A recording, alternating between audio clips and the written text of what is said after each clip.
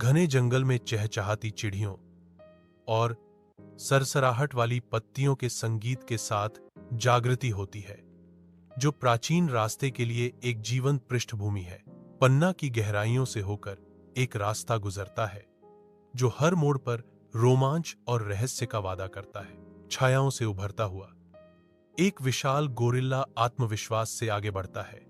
उसकी उपस्थिति उसके आसपास की हवा को भी नियंत्रित करती है। दुनिया की चिंताओं से मुक्त गोरिल्ला शांत और लापरवाह अंदाज में चलता है। उसका दिल जंगल के साथ तालमेल बिठाता है। जंगल देखता है गोरिल्ला की शानदार यात्रा का एक मौन गवाह, जैसे कि आगे का रास्ता अंतहीन संभावनाओं के साथ खुलता है। जंगल गोरिल्ला की स्थिर लय के साथ तालमेल बिठाकर सांस लेता है।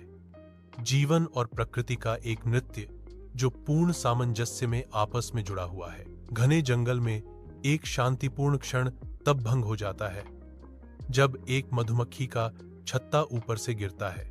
मधुमक्खी का छत्ता क्रूर शक्ति से गोरिल्ला के सिर पर प्रहार करता है। टक्कर से छत्ता फट जाता है। टूटे हुए छत्ते से सैकड़ों क्रोधित मधुमक्खियां निकलती हैं और त्रस्त गोरिल्ला के चारों ओर झुंड बनाती हैं। झुंड गोरिल्ला पर उतरता है। उनके डंक उसके मोटे फर को छेदते हैं। दर्द से अभिभूत होकर गोरिल्ला पीड़ा की एक बहरी चीख निकालता है।